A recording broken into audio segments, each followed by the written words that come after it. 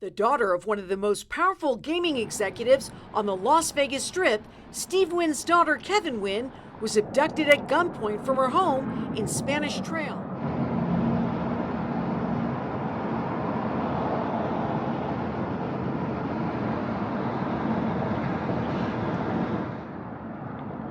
We are here at a Carl's Jr. Across the street right here, we got the Spanish Trail. We'll get back to why we were at a Carl's Jr.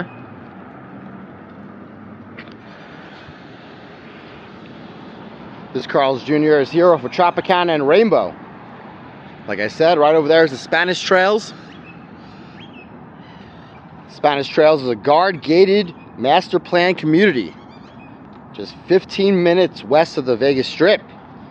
It's built around a 27-hole golf course and has custom homes ranging from 1,300 to 10,000 square feet and over.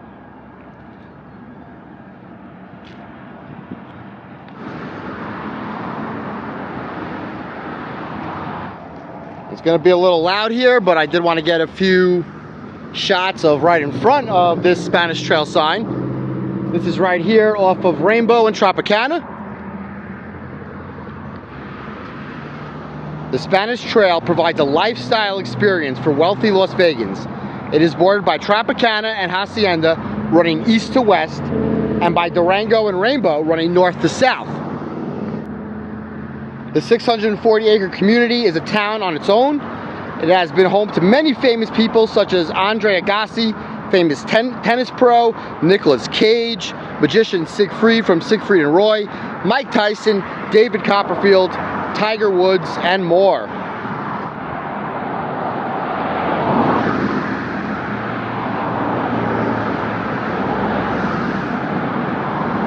So we are walking Rainbow right now.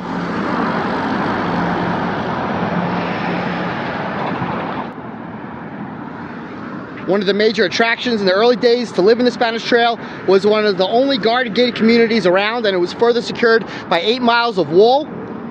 And obviously this hasn't stopped all crime, since we are now here talking about the famous kidnapping of Steve Wynn's daughter. But even today, it is one of the safer places to live in Las Vegas. The payphone at this Carl's Jr. back then was where the third accomplice remained as a lookout. And its calls was connected to the phone here that ended up leading to the arrest of all of them. Back then, there were no cell phones like there was now, so nearby payphones were tracked to see if any evidence could be found. Knowing a very high-profile daughter was kidnapped, and in a very secure area, law enforcement was curious if there had to be someone on the outside of these Spanish Trail walls. And there was. On July 26, 1993, Kevin Wynn, then 26 years old, daughter of Steve Wynn, one of the most powerful gaming executives on the Vegas Strip, was abducted at gunpoint inside her Spanish Trail home. She was out that night at the Mirage, and when she came home through the garage, 2 men came at her from her living room. The men's faces were concealed with stocking masks. She explained that she was grabbed in the kitchen and then was told to pose for photographs with her eyes covered by the captors. According to the news reports, her eyes were taped shut and she was forced to pose for photos in her underwear. She did say she thought if she took her clothes off, or more, she was going to die. She contacted Steve Wynn, her dad, on his car phone. She called her dad and said she was kidnapped. Steve Wynn said that a man's voice came on the phone and said, "Go to the Mirage Casino cage."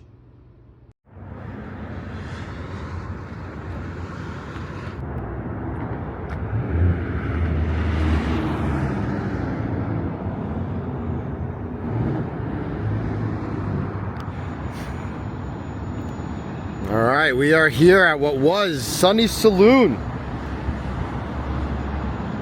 Steve Wynn received several phone calls through the night.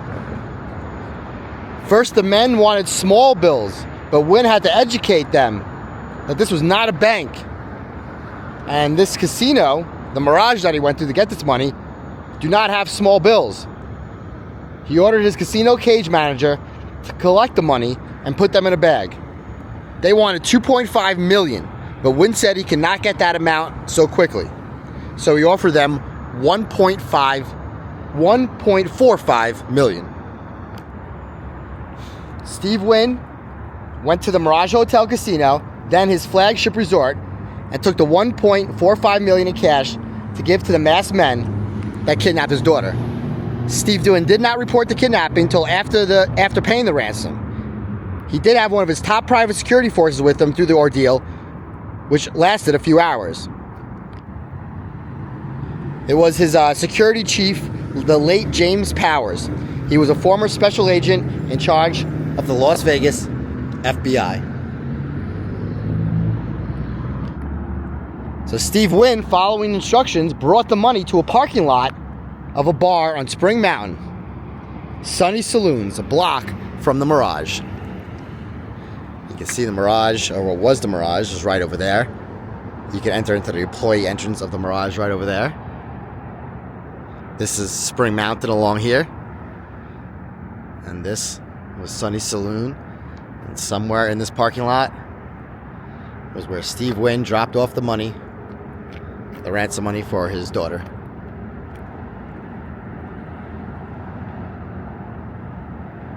After he brought the money here, Steve Wynn was given instructions on how to find his daughter, who was tied up but unharmed in the back of her own car at McCarran Airport. Now that's Harry Reid Airport.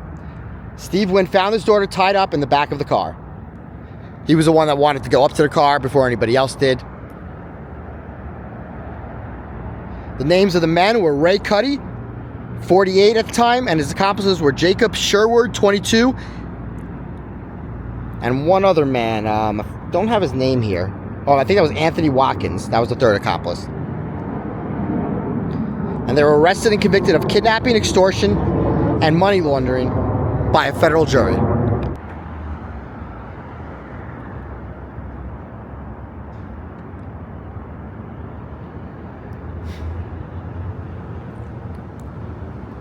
Cuddy tried to buy a Ferrari in Newport Beach, California, with a large amount of the cash, which led to his arrest. He spent 20 years in prison and was released in 2015. And he did actually move back to Las Vegas after his release. Sherwood was released from prison in 2010. And the third accomplice, Anthony Watkins, who cooperated with authorities, and he was sentenced to only 6.5 years in prison. And in 1994, both Kevin and Steve Wynn testified during the trial. Steve Wynn said he was frightened beyond belief and was very confused by this whole ordeal.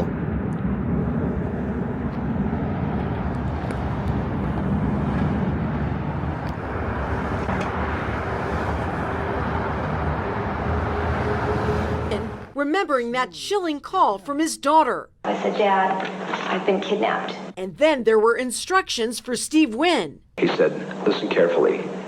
We've got your daughter. Go to the hotel.